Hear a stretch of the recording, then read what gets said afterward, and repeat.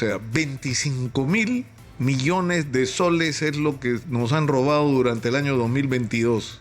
El Sí, gobierno Nicolás. de Pedro Castillo. No, es lo que se ha perdido En todo el Estado, no solamente el gobierno de Pedro incluyendo Castillo, por corrupción e ineficiencia. Pero en el caso del gobierno del Pedro Castillo, como te digo, estamos procesando toda esa información, debemos tener la lista, igual que el cálculo fino, pero más de 25.000 millones, digamos, por el olfato que tengo, de todas maneras, ¿no? Está con nosotros en nuestros estudios el Contralor General de la República, Nelson Schack. Nelson, bienvenido. Muchas gracias por estar acá. Gracias a ti, Nicolás, por la invitación.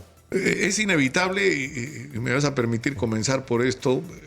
¿Cuál es tu opinión, Nelson, sobre esto que está pasando y cómo salimos de este entrampamiento? Bueno, yo creo que estamos en una situación que nos está poniendo cada vez más cerca del precipicio como un Estado viable, ¿no?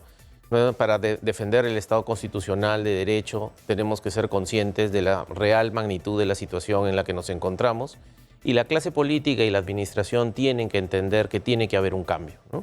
Yo estoy absolutamente de acuerdo en que se adelanten las elecciones lo más pronto posible. Creo que eso es totalmente factible de hacerlo en el año 2023, de tal manera de que empiece el año 2024 con un nuevo gobierno, producto de elecciones generales limpias, transparentes, que revelen efectivamente lo que la población quiere al momento de elegir a sus representantes. Entonces, hago votos en realidad para que el Poder Legislativo, ¿no?, y también el Poder Ejecutivo hagan lo que tengan que hacer para que eso se pueda llevar adelante.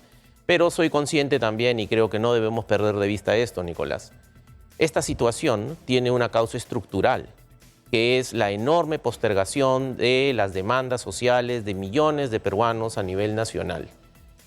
No solamente hay que tener en cuenta los miles de personas que están marchando, ¿no? Y obviamente es absolutamente inaceptable la violencia en esas marchas, pero hay que tratar de comprender que efectivamente, sobre todo en el sur, las estadísticas no mienten, ¿no? No solamente tenemos los principales problemas de corrupción en el sur, también están los principales problemas de ineficiencia.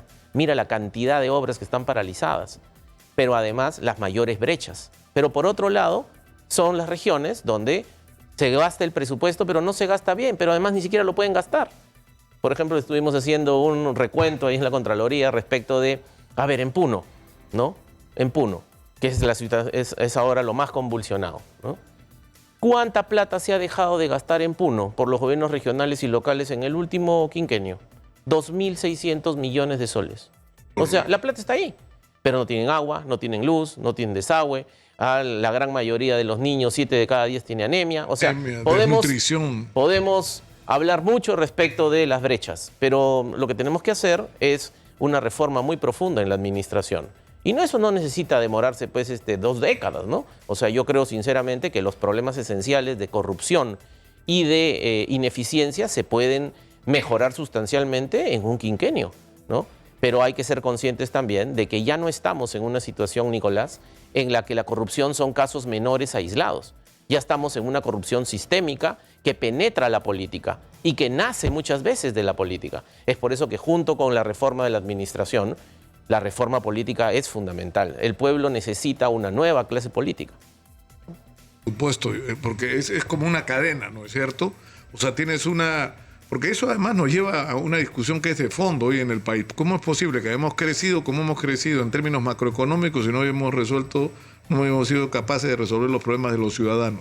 Es que hemos tenido un aparato del Estado ineficiente y corrupto. O sea, los dos defectos juntos y multiplicándose uno a otro. Pero ¿cuál es el origen de esto? ¿Quién ha puesto ahí a esos funcionarios ineficientes y corruptos? Los políticos. ¿Y qué es lo que pasa con la política? Que la política se pervirtió. Hacer política es el camino a hacerse rico. Y llegas al gobierno para robar, ¿no? Y lamentablemente esa es la situación de la que tenemos que salir y de la que no se salva nadie, porque no es que es un tema... Mira el caso de Castillo. ¿No?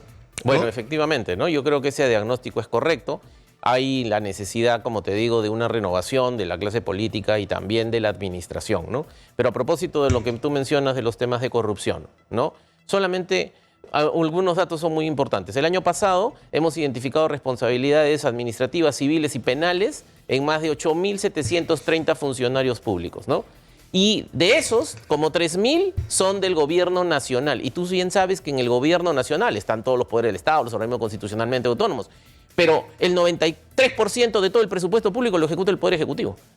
Y es notable cómo el incremento de funcionarios con responsabilidades en el gobierno nacional de un año para otro, entre el 2021 y el 2022, es de alrededor del 40%, Nicolás. Nunca se ha tenido un incremento tan grande de tantos funcionarios con tantas irregularidades. Y eso también explica el enorme deterioro institucional que ha habido en el poder, en el gobierno, en el poder ejecutivo. Y ahora lo que tienes es la incapacidad para resolver los problemas. Evidentemente, aunque tengas la capacidad, si no hay un orden interno restablecido y no hay paz social mínima, no se va a poder resolver en realidad los grandes problemas de brechas sociales y económicas en nuestro país, ¿no? Ahora, en el reporte que ustedes han hecho, que es de miedo, ¿no? Porque a estas cifras que tú acabas de dar, por ejemplo, ¿no? En los últimos 3 años, el número de funcionarios con presunta responsabilidad penal y administrativa, o sea, se ha multiplicado de una manera, pero, o sea, no es que pese a todo lo que se ha dicho, a lo que se ha señalado, la corrupción, es decir, hay juicios, hay expresidentes haciendo cola para ir a la cárcel, hay exministros, figurones del mundo empresarial enfrentando a la justicia, y pese a todo esto, la corrupción no ha disminuido, sino ha aumentado. Claro. De hecho, en la práctica aumenta porque la cantidad de recursos públicos que se gastan aumenta, ¿no? Pero en términos, lo que hay que entender es que pueden haber muchos casos y muchos casos sonados respecto de las investigaciones que hace la Procuraduría, la Contraloría, la Fiscalía, etcétera, que por cierto cada vez estamos trabajando más de la mano, lo cual hay que saludar y eso es una cosa muy importante. Pero el resultado final, ¿no? ¿Cuánta gente está presa, Nicolás? ¿Cuánta gente ha devuelto lo que le ha robado el Estado? O sea, el efecto final de toda esta cadena anticorrupción todavía no se aprecia con claridad.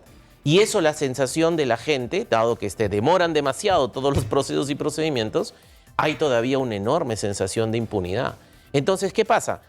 El efecto disuasivo que debería tener todos estos casos, el efecto disuasivo de la mayor capacidad de operación que ahora tiene la Contraloría, no se refleja directamente, ¿no? Entonces, es como decir, el pueblo se da cuenta. Es más, ahora, los informes de la Contraloría salen, son públicos, la gente sabe quiénes son los funcionarios, saben lo que han hecho mal, saben qué tipo de responsabilidad presunta a nivel administrativo, civil y penal les corresponde.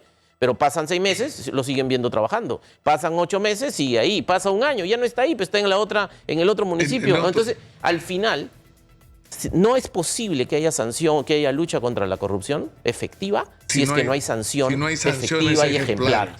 O sea, eso está en el diagnóstico de toda la literatura. Y eso es lo que nos está faltando. ¿Y eso qué significa? Que hay que fortalecer, ¿no? Lejos de estar pensando en destruir las instituciones, hay que fortalecerlas. Hay que fortalecer la Contraloría, qué cosa que se está haciendo, pero también la Procuraduría y también la Fiscalía y el Poder Judicial.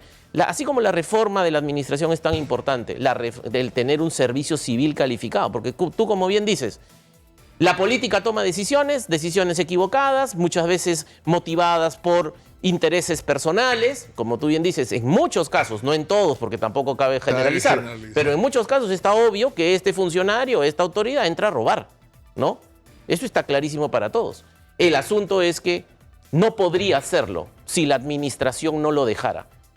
Si tuviéramos un servicio civil calificado, de carrera, meritocrático, separado de la política, del ciclo político, y entonces ahí esa administración disciplinaría. Claro, pero eso te lleva al bendito mecanismo del personal de confianza, ¿no?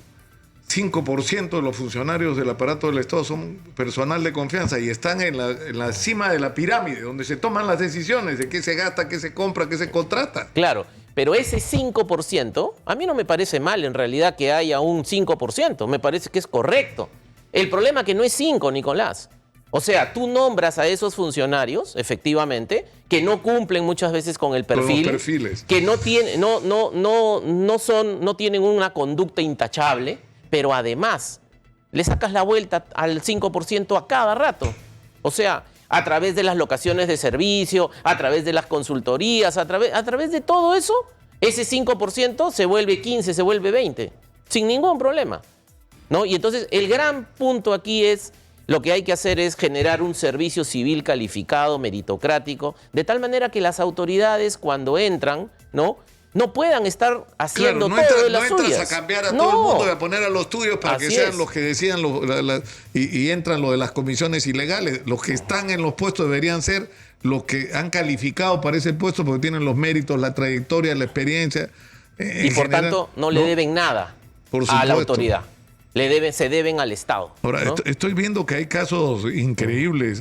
En el 2022 tu reporte dice que el mayor monto observado de perjuicio económico ocurre en transporte, salud y educación. Efectivamente, ¿no? Y esa es una constante que se ha repetido durante los últimos años. En el caso de salud se ha incrementado notablemente después de la pandemia, ¿no? Pero tú tienes razón, o sea, el 75% de todos los problemas de corrupción e inconducta funcional están a nivel nacional en 4 sectores, ¿no? Está en transportes, saneamiento, vivienda, educación, salud. Ya, si le agregas agricultura, y ahí tienes el 85% de todos los problemas. Entonces, ¿qué tienes que hacer? Concentrémonos en esos sectores. Generemos las capacidades técnicas institucionales de manera que sea gente bien pagada, bien remunerada, bien filtrada, ¿no? Y yo siempre he dicho, ¿no? Y esto es para muchos creen que es un exceso, pero yo creo, y eso lo hemos hecho en la Contraloría. O sea, los funcionarios públicos tienen que tener un régimen especial, ¿no?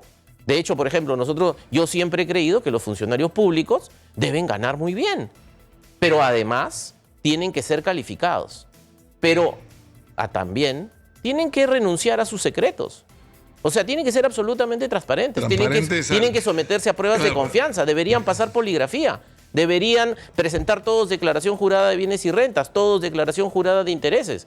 Porque en la práctica lo que necesitamos es que la corrupción no penetre. La corrupción, Nicolás, siempre ha existido, existe y existirá.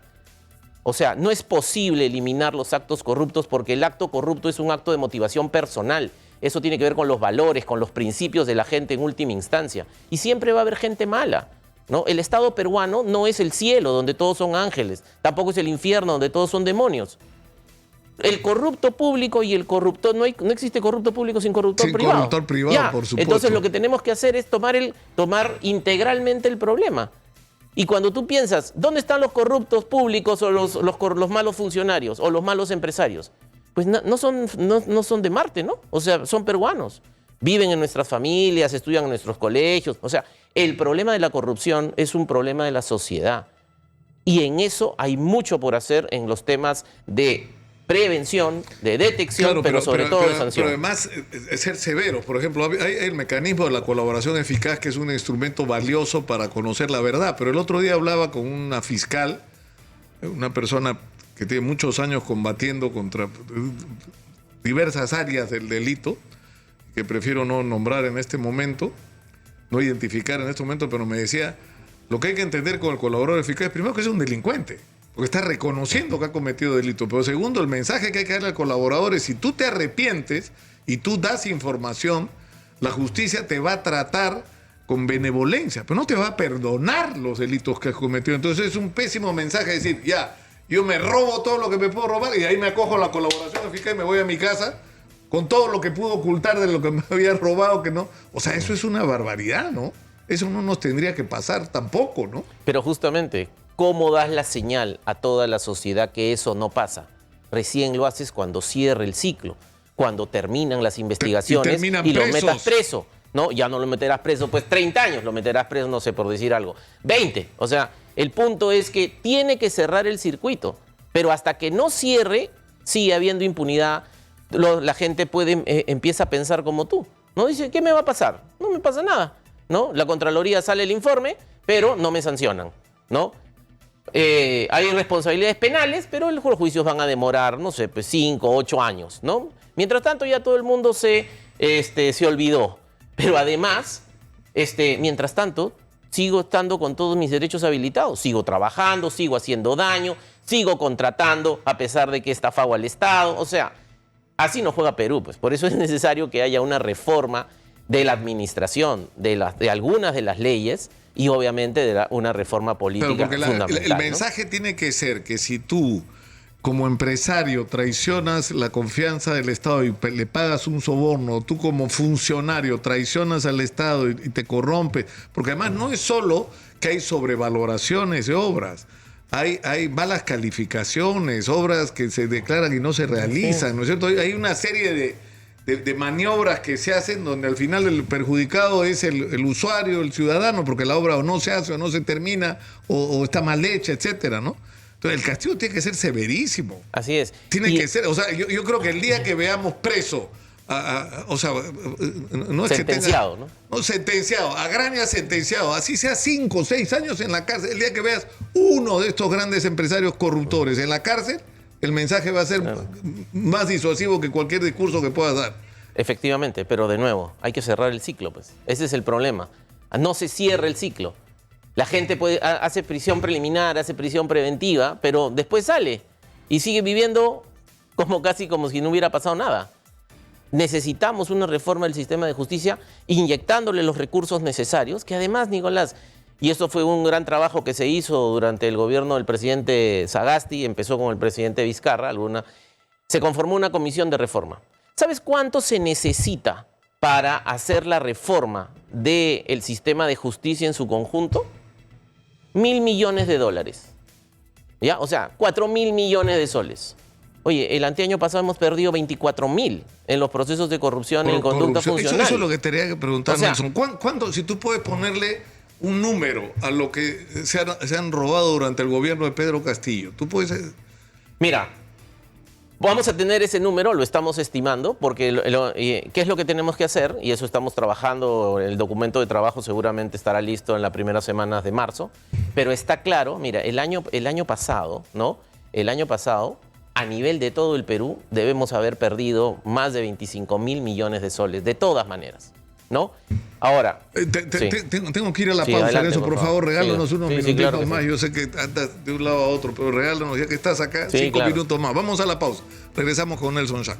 Estamos en Exitosa, la voz que integra el Perú. Está con nosotros Nelson Schack, Contralor General de la República, que ha emitido un balance de control con números que son de miedo, sinceramente, ¿no? O sea, 25.000 millones de soles es lo que nos han robado durante el año 2022.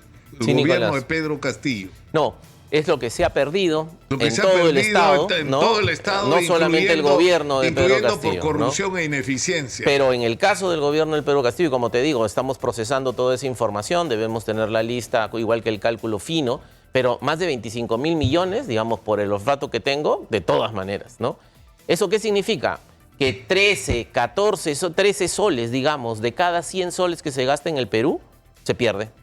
O porque se lo roban, o porque hay ineficiencia, porque hay despilfarro, porque hay incompetencia. Ese es el tamaño de la pérdida. O sea, para tener una idea, si dejáramos de perder, si hiciéramos lo necesario, que se sabe lo que se tiene que hacer, pero para eso tiene que haber voluntad. Y la clase política tiene, y tanto en el Ejecutivo como en el Legislativo y la Administración, tiene que renovarse para tomar ese tipo de decisiones. Si perdiéramos la mitad, no habría pobres, de acuerdo a la línea de pobreza, porque la brecha de pobreza monetaria es como de 12.000 millones, perdemos 24.000. O sea, en la práctica, si ahora que está de moda, pues los bonos, ¿no? Entonces, si le damos un bono a cada una de las familias para que alcance la brecha y pase el umbral, sumas todo eso. Con la plata que... O sea, es la mitad. Si tú logras rescatar esa plata que se está o robando o perdiendo por la ineficiencia y la incapacidad, que está directamente relacionado. Porque si el funcionario entra a robar, no le importa si las cosas se hacen bien o mal, si se terminan o no se terminan. Le importa su comisión. Que dicho sea de paso, Nelson, están ya estandarizadas, ¿no? Sí, por supuesto. Lo único que falta 5%, 8%, 10% según el tamaño del proyecto y el presupuesto que se asigna. Lo único que, entre broma y en serio, ¿no? Yo suelo decir, lo único que falta es que pongan las coimas en el tupa, ¿no? Entonces ahí sería más ordenado, ¿no? Porque ya el gran problema es justamente eso. O sea, no, pero tú sabes que está ocurriendo que ya en las empresas que contratan con el Estado, el porcentaje que va a ir a corrupción está considerado. Por supuesto que encubierto. No le ponen coima, le ponen gastos extras de no sé qué. O sea, le inventan algún nombre, pero todo el mundo sabe de los que participan en los procesos que esa plata es para coimar funcionarios. Por supuesto, porque además, salvo excepciones como siempre se dan, en general, la coima no sale de la utilidad de la empresa, porque si así fuera solo una transferencia. La coima sale de la sobrevaloración, como tú dices, ¿no? Y entonces, de hecho, lo que estamos diciendo es que esos problemas de sobrevaloración en el año 2021, que es el año que tenemos analizado y cerrado por completo, fueron de 13 soles por cada 100 soles. En inversiones fueron 15 soles de cada 100 soles. Entonces, esa pérdida, en términos de monto, el año pasado hemos ejecutado mucha más plata que el año 2021. Por tanto, en términos de montos absolutos, no me cabe ninguna duda que el monto de pérdida total de corrupción va a estar por encima de los 25.000. ¿No? Estaba Jesús Verde, me acaba de pasar que una de las cifras es que ha señalado la ministra de Transportes de que solo en personal, en el Ministerio de Transportes, se gastó 60 millones de soles más. O sea, se aumentó el presupuesto para meter gente. Así es. ¿Y cómo lo metes? Porque esos no son el 5%. Los metes a través de las consultorías. Con lo cual, en la vida práctica, no es el 5%, sino que tú terminas arreglando los distintos vacíos que tienen las normas y, digamos, metiendo a toda la gente que tú quieres meter. Y entonces ese 5% se vuelve absolutamente irrelevante. No, pero además consultorías que en la mayor parte de los casos son innecesarias porque repite funciones de personal. Yo he escuchado gente indignada que me viene a decir, he visto un informe de una consultoría con información mía, con información que yo he proporcionado en mi trabajo, el que están usando para cobrar por fuera. Así es. O sea, gente que... Y ese es un tema que el año pasado cuando estuvimos aquí, efectivamente, el tema de consultorías también salió y te quiero anunciar de que ya hicimos dos cosas que son muy importantes. Ya se ha diseñado un mega operativo a nivel nacional, particularmente el gobierno nacional, para ver el tema de consultorías. Eso se va a hacer, de acuerdo a nuestra programación, en el mes de agosto de este año. ¿Por qué? Porque también gestionamos ante el Congreso y el Congreso apoyó esa iniciativa para no solamente ver, Nicolás, si el procedimiento de contratación estuvo bien, porque al final esos son temas administrativos que se pueden camuflar y se pueden arreglar y regularizar. No, por primera vez, por la ley, se va a ordenar que todos los entregables de esas consultorías se hagan públicos. Yo lo que quiero es que el control social se meta con nosotros en este tema, que nos ayuden a ver, ¿cuál es el producto de esa consultoría? Aquí está el entregable. Suban el entregable a la web, por eso la Contraloría está diseñando ahorita un sistema informático que permite eso. ¿Pueden en la Contraloría hacer un número de cuánto estamos gastando en consultorías? Sí, se gastan alrededor de 3.000 millones de soles al año en consultorías que son de distinto tipo, ¿no? Porque obviamente si hay una consultoría puede ser el estudio de expediente técnico para hacer una obra, lo cual en principio, si está bien hecho, no debería ser malo. Pero también están las consultorías como las que tú dices, como las que habló la ministra, o en general, yo siempre recuerdo esta consultoría emblemática pues, del caso anterior, del caso de Richard Swing. Eso también es consultoría. Entonces, hay un cajón desastre en esa genérica, en esa específica de gasto, que hay que separar, pero está claro que muchos de esos 3.000 millones no tienen ninguna utilidad. Porque además, como tú bien dices, puede ser que han contratado bien. Y la Contraloría siempre se ha preocupado de ver la contratación. Ya, pero ahora vamos a dar un paso más. Como los entregables van a estar disponibles, la pregunta va a ser, ¿ese entregable vale eso? Y en segundo lugar, ¿qué has hecho con ese entregable? O sea, ¿para qué haces tantas consultorías y tantos estudios si no implementas nada de lo que te dice la consultoría? No, si eso que te está diciendo la consultoría te la puede decir una de las direcciones, oficinas técnicas que tienes en los ministerios, en las dependencias públicas, y que para eso están. Exactamente, para eso se les paga. Bueno, eso fue uno de los casos de las 9 órdenes de servicio que yo recuerdo del caso de Richard Swing, ¿no? Que en varios de ellos la propia gente dijo, no, ese es el trabajo nuestro, que se lo ha agarrado, le ha puesto la carátula y lo ha enviado.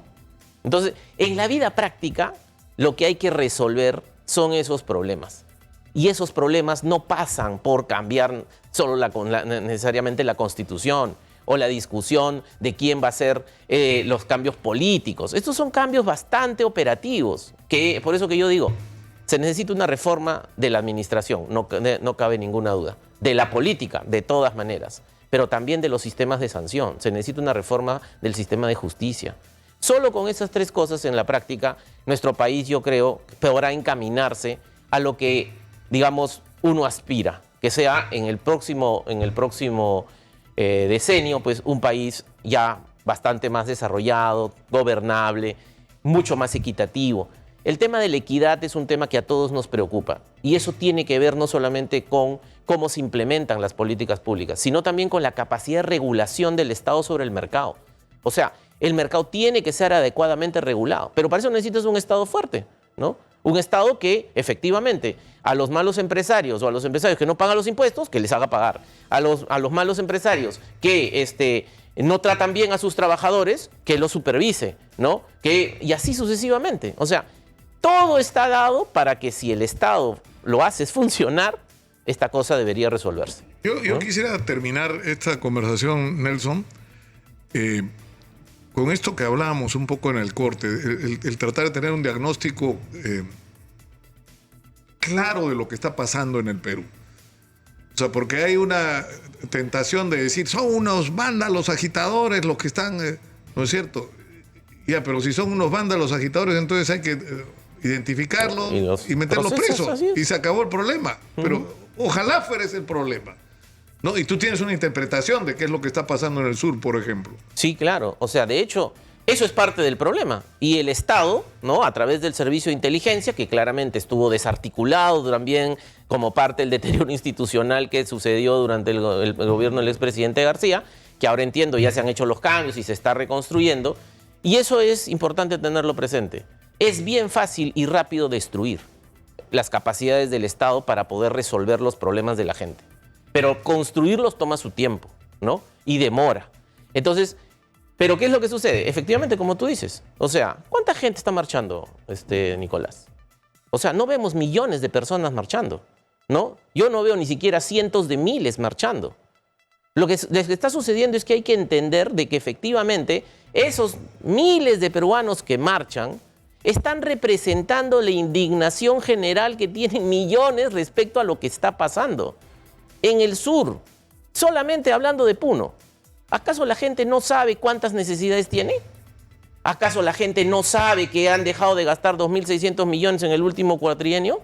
La gente no sabe todos los problemas que hay en el Hospital Núñez Butrón, en el Hospital Materno Infantil de Juliaca, en el Hospital de Apoyo en Ilave. O sea, la gente sabe, lo vive. Lo sufre y sabe y no ve ningún cambio. Ve que no pasa nada. La gente no es sancionada, la gente que debe estar presa no está presa, la gente que ha estafado al Estado no se le recupera nada. Entonces, obviamente, frente a todas esas situaciones, la gente ya se cansó. Y eso es algo que la clase política tiene que entender, ¿no? Entonces, lo que necesitamos ahora es que se pongan de acuerdo. Yo espero que el día de hoy el Congreso reflexione, tome las mejores decisiones. Yo firmemente creo que, tal como lo ha mencionado el Jurado Nacional de Elecciones, es perfectamente factible tener un nuevo gobierno al cierre de este año, ¿no? Que empiece el año fiscal. Y además esto sería bueno, Nicolás. Yo siempre he creído, ¿no? Claro, que tiene que coincidir el año fiscal con el calendario exactamente, ¿no? Quizá esa también podría ser una buena oportunidad para darse cuenta que es técnicamente y desde la perspectiva de la gestión pública absolutamente inconveniente que el gobierno empiece el 28 de julio. El 28 de julio se celebrarán nuestras queridas fiestas patrias, pero el gobierno tiene que empezar en enero con el año fiscal para que pueda implementar las medidas que requiere a corto plazo, ¿no? Y entonces, yo creo que en la medida que se restablezca el orden, se tenga un mínimo de paz social, podemos tener un diálogo. O sea, ahorita lo que tú ves precisamente es que no hay interlocutores. Pero no hay interlocutores también, ¿por qué? Porque yo creo que, como suele suceder, están postergando el interés colectivo por el interés particular. Ya la gente empieza a pensar cómo va a quedar la elección, cuándo va a ser, quiénes van a ser los candidatos. Yo creo que ahora es un momento oportuno y también para que, desgraciadamente, ¿no? Y yo me solidarizo plenamente con estos 58 fallecidos peruanos, que ya no interesa si es de un lado a otro, porque al final todos somos peruanos, ¿no? Para que ese sacrificio no quede en vano, esto debería generar un punto de quiebre y hacer que la clase política y también la administración tomen cartas en el asunto y que haya cambios sustanciales, ¿no?